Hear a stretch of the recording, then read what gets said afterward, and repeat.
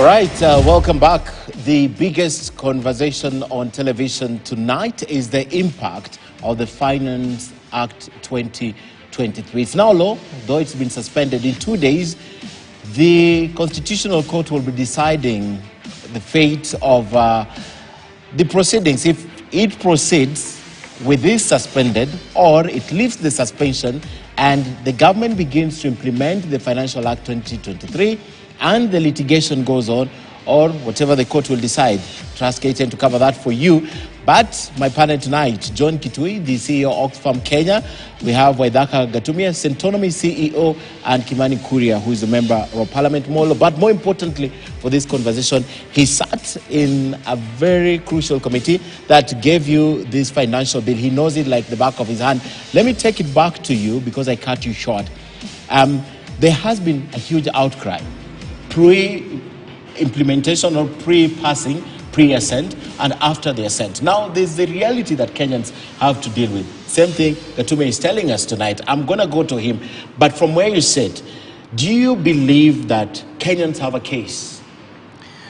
I really believe, Ken, that we are in a situation where we have to make critical decisions. And I'm saying this critical decision because I sat in a meeting where we were trying to solicit for loans to fund our 22-23 budget, like the budget for last financial year.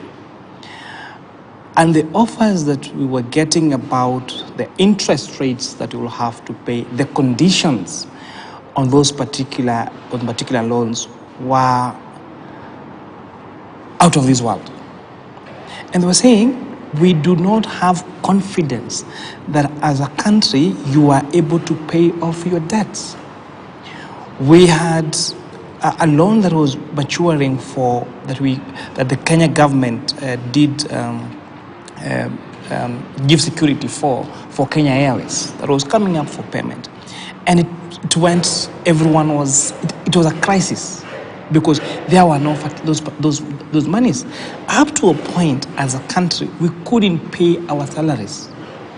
We've had a commitment to our elderly, 70 years and above, that we give them 3,000 stipend and NHIF coverage to cushion them against high cost of living and to just make sure that they have a decent old age, which is the right thing to do. We have not been able to honor that commitment to them. My grandmother in the village has not been able to use her NHIF to go and seek treatment because there were no money, because we were not doing our collections, because we borrowed ourselves so much that there wasn't even any more headroom to even borrow. And we were becoming a laughingstock of the international community. And I'll say that as a fact. Because whether it's the World Bank, whether it is the IMF, it came to a point they almost wanted to run our economy. And the Kenya Kwanza administration had to sit down and say, we gotta do something. So as a result of now the prospects that the international community has done with the revenue raising measures that you're proposing this bill, that's going to raise us around 211 to 311 a billion shillings, we have seen that confidence getting back to us. We have, for once, now did our commitment to the old people, and even making it even further and saying that now will be the first charge. That once we get the coffers, the first payment to go will be to the elderly. So these are some of the changes that you're doing. And Ken, unfortunately, the reason why my colleague panelists and every panelist that have been, you find this particular discussion going on, is because the rich and the highly paid are actually going to pay more. My July payslip is going to give me less disposable income than my June payslip. Because like what we have done with the housing levy, for example, by removing the 2,500 shillings cap, is that the us that are earning much more are actually going to pay much more. By introducing the 32.5% for the extra income between 500,000 and 800,000, and a further 35% between 800,000 shillings and above, that is why we have the people complaining is us, the middle class and the high income earners, and we are now misleading everyone else. For example, Ken, when you tell me, Yes, let me but you finish have to this. take me back. When you tell me Yes. that the housing levy contribution by the employer will make them to lay off people, you're being dishonest. Why? Because the housing levy contribution by the employer is an allowable tax deduction on their corporation tax. So it actually means that when Standard Group pays a 3% housing levy as their the 1.5 contribution for their employees, that is going to be a tax allowable expense on the employer. So it's going to reduce So it's not double. It's going to reduce their corporation tax. Okay. But answer this question in less than 30 minutes. Do Kenyans, 30 seconds, do Kenyans have a case or not? I know you've explained, but do they have a case, the ones who are crying? Do they have a case or not? Let me tell you, there are more things on this bill that are for Kenyans than there are against them. And it's just that we have politicized it, we have miscommunicated. But let me give you like an example. In 30 on the I need to go VAT to on the fuel. gentleman, yes. The VAT on fuel. I could go to the details of input VAT and output VAT and all that means. Because what was happening is that this petroleum sector were not actually paying VAT. Okay. Because their output VAT was at 16%, their input VAT was at 8%. But the other components of VAT on fuel, for example, the railway development levy, the IDF, have actually gone down. This bill, this act of parliament that people are demonizing, actually removes taxation on LPG gas. It removes taxes on maize flour, on cassava flour, on wheat flour. In other words, they don't have a case. Oedaka, Yeah. yes. Do they have a case or not? I think we do. I'm saying we because I'm a Kenyan as well. Yeah. And when I see the effect on myself and on my business, I'm also quite concerned.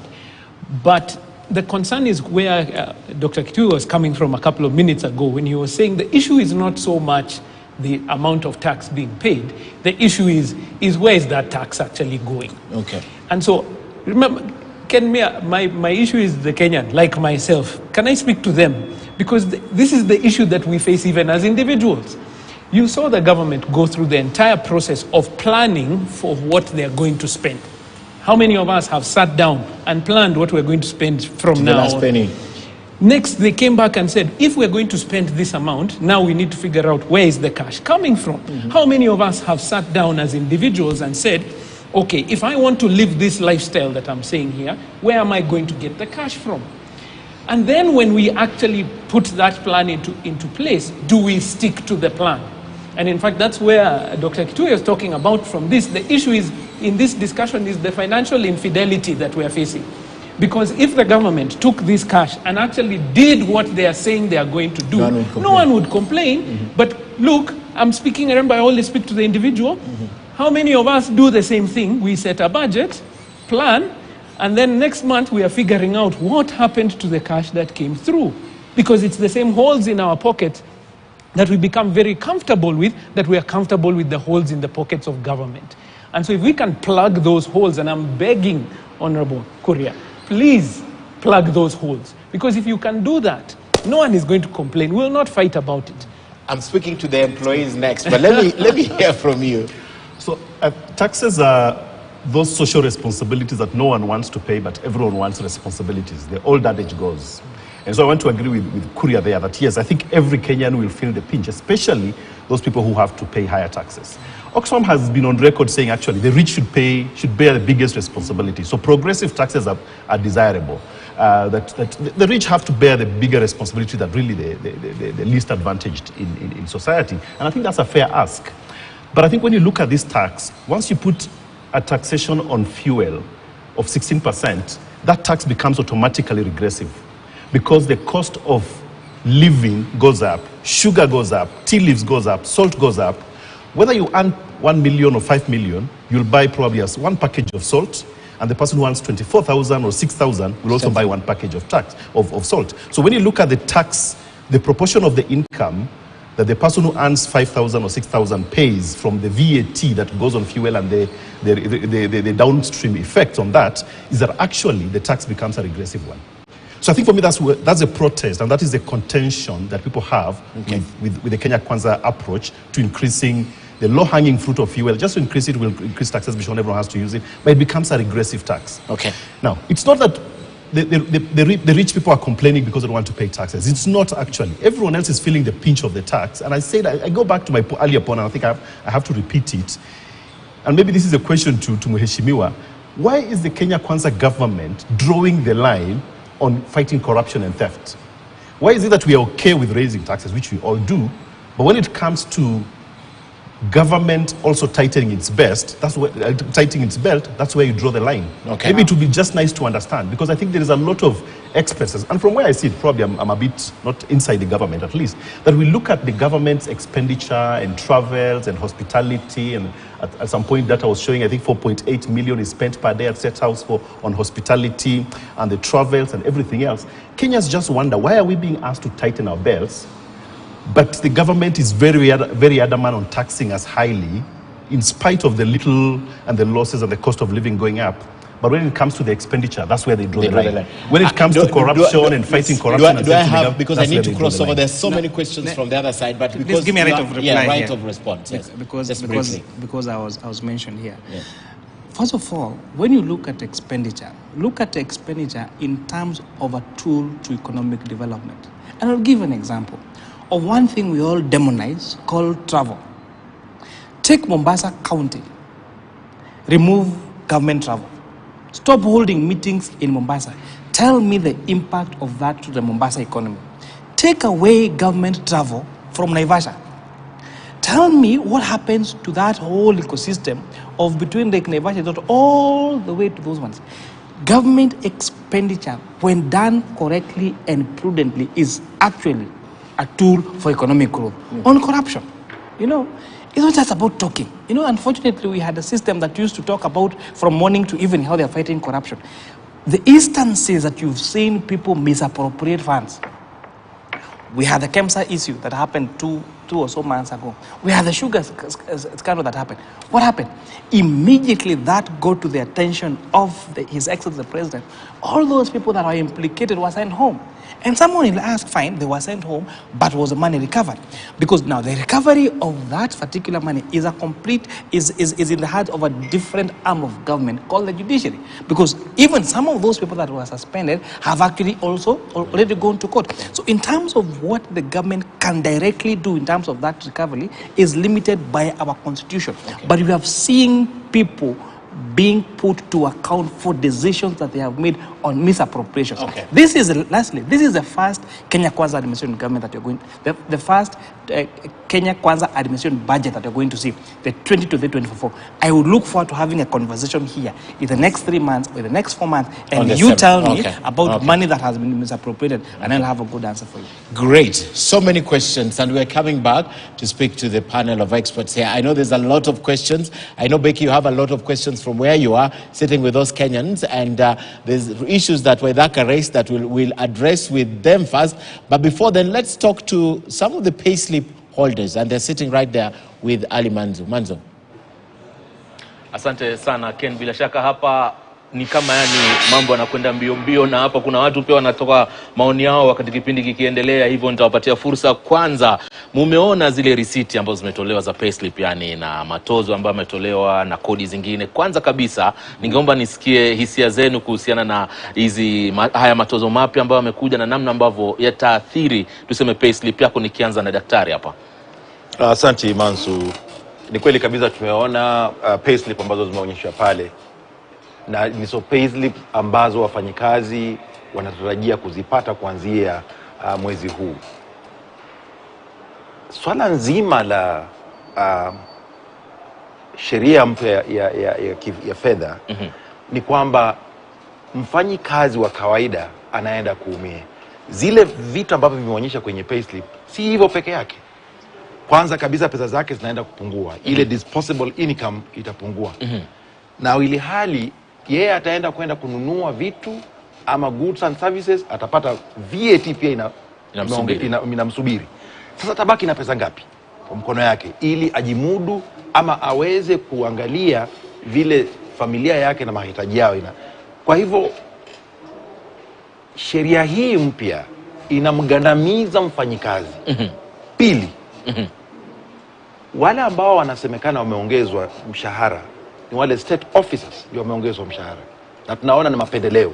Wao wanaongezwa mshahara na tume ya mshahara, lakini hawa wafanyikazi wengine ambao wanaambiwa wataongezwa kati ya 7 na 10 ndio ni directive kutoka kwa rais mwenyewe, ambayo si halali kisheria. Inaonekana kwamba hiyo nyongeza ambayo anasema haiwezi ikakaa ama ikubaliwe kisheria. Lakini wale state officers, kwa sababu ni tume yenyewe ndio imesema, wao wanaenda kupata nyongeza ya mshahara.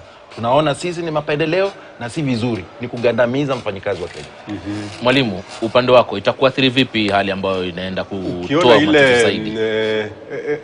Receipt ile ya malipo ambayo imekuwa hapo hivyo ni hali halisi, na wafanyakazi wengi sana hasa walimu, mshahara ambao wanapata ni wa mkia wa mbuzi.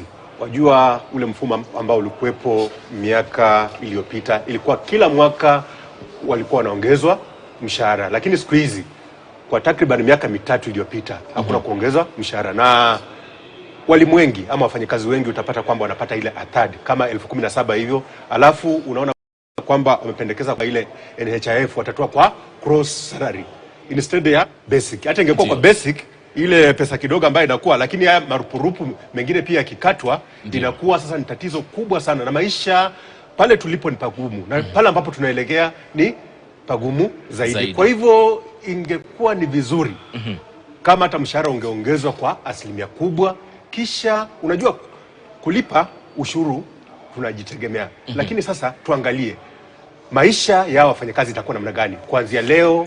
Wakianza kukata hivyo itakuwa ni magumu saizi, manake watu wengi sana wanategemea wale watu ambao wanafanya kazi. Kwa hivyo maisha, kusema tu kweli, na tu ukilinganisha na wale state officers, tuseme kama huyu mbunge, yeye ndiye anasema atakatwa, lakini mafuta yake kuja hapa hivi ajui bei, chakula chake ajui bei, akikaa katika kamati hapa hivi kuna marupurupu mengi sana. Yeye akitoka hapa hivi akienda molo huko hivyo kuna analipwa per week ile. Alafu ingine wakiwa na vikao kule bungeni, kila kikao wanalipwa.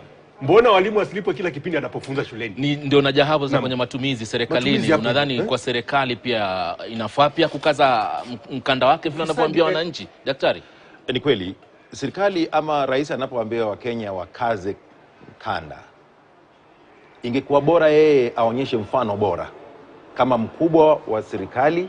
Serikali yenyewe ingekuwa ya kwanza kukaza mkanda wake.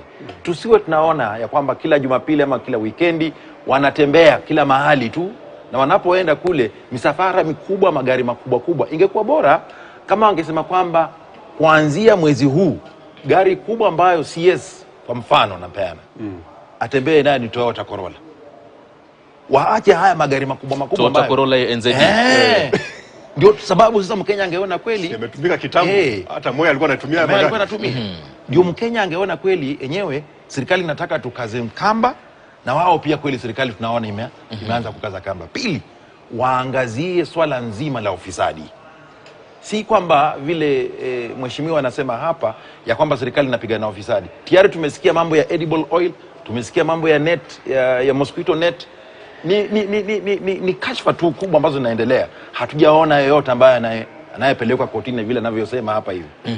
Hiyo ndio sababu tunasema serikali pia ikaze mkanda wake. Tuje kwenye swala moja. Mheshimiwa Rais amesikika akisema sana na baadhi ya viongozi ambao wanaomzunguka katika Kenya Kwanza kwamba itabidi tupate tabu kwanza, tupate shida kwanza, kama ni matozo tutozwe zaidi na kadhalika, ndio taifa lirudi sawa. Kauli kama hiyo unaichukulia kwa uzito gani, Mwalimu Tomkin? Ndio kupata shida alafu baadaye tukue na, lakini kwa kule Londiani nifie njiani kuliko nikae kwa nyumba nifie hapo hivyo. Serikali ije na mfumo kwanza, imalize ufisadi miongoni mwa maafisa wakuu. Na wapunguze pia misafara mingi sana si ati kwenda misafara mingi ndio pia kuongeza mapato ya nchi. Ukiona governor anaenda mahali, anaenda na MCS wote, na yeye ndiye anagharamia, anaenda na CEs wote wagharamia hapo hivyo. Na pia ihakikishe kwamba kama hata ni viwanda vimetengenezwa vizuri na watu wanaenda kufanya hapo kazi. Na tukifanya hivyo tumewekeza, kama tuseme kama Western wameenda kiwanda cha Nzoia na Mumias Company hapo hivyo. Hapo hivyo sasa ndio ajira itakuwa kwa wingi na matatizo kama haya yataweza kupungua na tuweze kuhakikisha kwamba wale investors ambao wanakuja kuna good environment, mazingira bora. Wakija tuseme kama wamekuja kama ni kule Bungoma wameweka hapo kiwanda, basi hii itapunguza, manake kazi itapatikana na hali ya maisha pia itarudi chini. Lakini kwa sasa mwisho kabisa kabla sijampa mwenzangu Becky kwa upande wa pili kule, daktari, kulingana na wafuasi wenu wale katika ule muungano wenu, manunguniko yakoje kule? Je, hali yao wanaonaje vile hali inaendelea kuwa ngumu, na labda mmeweka mikakati gani kukabiliana na kipindi kigumu ambacho taifa linakwenda kukabiliana nacho? Nitakwambia members wetu tayari ni kama washakata tamaa. Wale wanaona kwamba tayari washakufa, hawaoni mbele kutakuwa namna gani.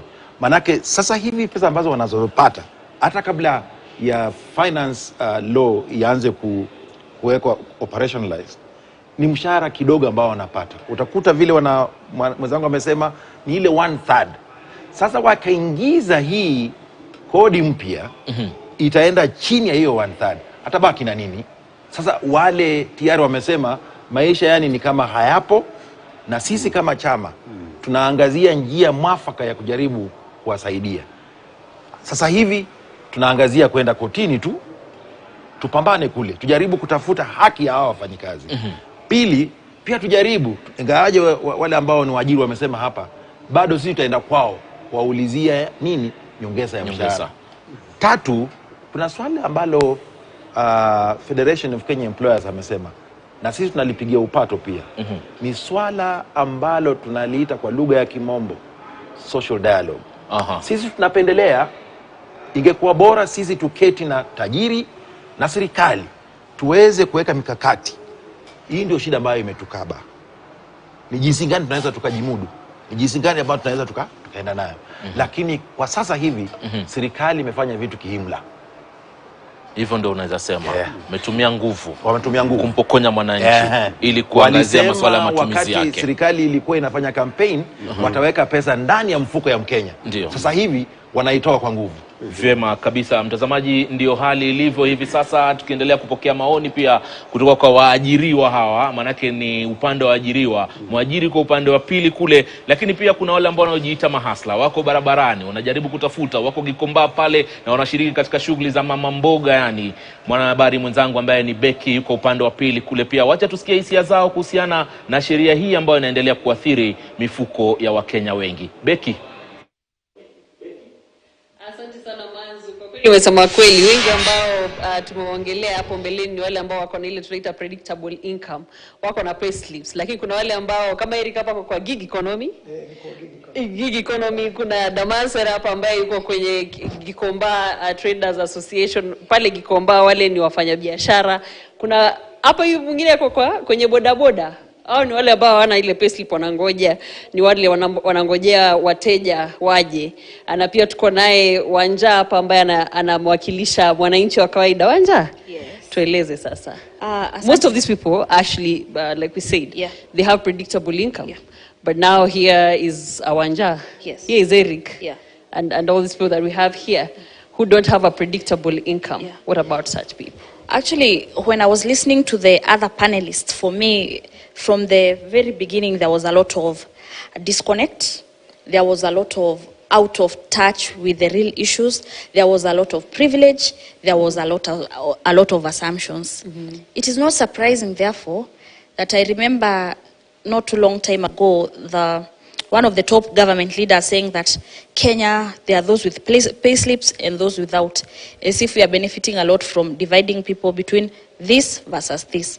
But the question is, if we look at the majority of Kenyans, these are Kenyans that are not in the formal, predictable kind of income generating activities. So when you say that Kenyans should plan better, Kenyans should budget better, you're assuming that like today there was a media item of a lady who gave her children Piriton medicine so that they can sleep because she doesn't have food. You're assuming the reason why she doesn't have food is because she didn't plan her money better. And I think that not really. I actually think, it's already a law now. It's an act. Yes. Yeah? It's a finance act. Yes.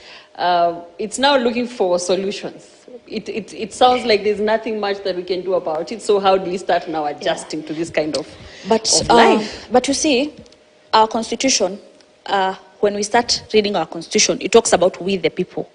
Therefore, if you say that there's nothing that can be done, then who are these laws for? Because I remember once upon a time the president said that soon we'll have the laws serving us. And that's why, by the way, the constitution talks about amendment. Part of the constitution talks about how to introduce an amendment. Therefore, there's no law that is cast on stone if it's not serving the people. 90% of Kenyans were against this finance bill, finance act. We saw a lot of political hooliganism. We saw a lot of the ruling party, for example, using their majority numbers in parliament, not to advance the interest of Mwananchi, but they are using it to vote to represent the interest of the executive and not for public good. So, is there nothing that can be done?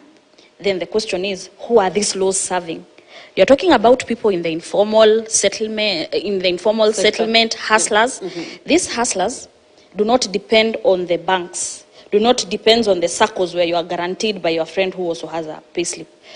There has been studies that have been done, and you know, the Kenya Kwanza government, why I struggle with them is because the organizing principle behind their election was the hustler, mtu wa chini. There has been studies that have shown that there is the microeconomy that works kwa watu wa chini. People, that's why even when you go to a supermarket, you'll find a detergent that is worth around 1,000 bob in a big mukebe, but in a local duka where I live, there is a detergent that costs 20 shillings. Kadogo economy. These people have their own local safety nets. They have merry-go-rounds there, wamama wanapeana mia. But now this finance law that you are saying it has been passed, it is in a tax our mama when they safety net themselves in huko chini. So when I listen to my friend Mheshimiwa Kimani Kuria from Molo, he's talking from a very ideal, from a very strong, high-level kind of perspective. But I wish to submit to him that there is nowhere in this world that any government has ever taxed itself out of poverty. You cannot tax people out of poverty because I can hear the employer saying, sooner than later we have to lay off people. Redundancy before you know it. And as a social scientist, I also see these high-level conversations, and I sort of associate them with the social ills. Now, the other day, everybody is fighting alcoholism. Probably there is a connection between unemployment, stress, and alcoholism, teenage pregnancies, and what have you. So this over-taxation, tax this, send M-Pesa now, the percentage of taxing is has moved from 12 to 15%. Basically, what are we doing? You are telling people, we are going to tax you. You are going to tax you out of prosperity. It has never worked anywhere. The other day, they introduced the Hustler Fund. The narrative being that it's going to change the local economy. We've not had those effects. So you're telling young people, the reason why you're poor, you need to entrepreneur yourself out of poverty. With 500 shillings, with this rising cost of living, there's really nothing much you can be able to do. So from the very beginning, the purchasing power is low. So from the very beginning, there was lack of political goodwill and lack of them really listening to the voices of Kenyans. And even representatives of Kenyans, including the opposition, saying we might want to withdraw this and go back to the drawing board. So in the, so that's what I wish. Oh, thank you for your submission. We share the same sentiments. Where is the money coming from? Becky, if they don't tax, so how are they going to get money to run the government? Thank you very much for that. That's a lot of enlightenment. But I want to speak the Wanjiko's language. The citizens' language. And I keep saying that the Kenya Kwanza government lied to Kenyans while they were campaigning. Because none of the promises they gave Kenyans have actually been actualized. It's the exact opposite. It's what we were talking about when we were on break. Boda, itakuwa serikali ya boda na mama mboga. And things are going to get worse, I can tell you. As you said earlier on, petrol ikipanda juu kila kitu. As we are speaking right now, matatus have hiked fares. It's going to get worse. And this is my personal opinion and plan. I've never given a plan. Mimi nikifanya maandamano zangu zinakuanga surprise. Personally, as Eric Omondi, I think it's going to get worse, and we have to do something about it because Kenyans are literally on their own even not the judiciary, the legislature, the parliamentarians, wameotoka wa Kenya. They are serving the interest of the government. Yeah, the ones who voted yes, and the government has told us not more than once that mupende musipende. We are being arm twisted, and me, I want to plan as a person that it is possible to recall this government. We're going to make history. I'm personally giving the Kenya Kwanza government 90 days. If things don't change and they get worse, we are going to constitutionally, legally, we can recall the government using the people. You understand? It's possible. We can recall the MPs, we can recall the president, because it is the people, as you said, it is people power now. The moment you find yourself, muko on your own. Yeah? We thank God for the High Court, for what they did today. That is the first good news to Mepata since August last year. Yes. So actually it's not 90 days. When is August? When we hit 1 year, we are going to mobilize Kenyans. I don't know whether we'll get signatures, but we can recall this government. It may sound like a joke because I'm a comedian, but I've said it here today, and you'll remember that I said it, that once we hit 1 year and things are skyrocketing, we are going to recall the Kenya Kwanza government. It has been done before in other countries. We can do it. We are going to get people to recall the Kenya Kwanza government. Boda sector. Yes, thank you. Tell me about that.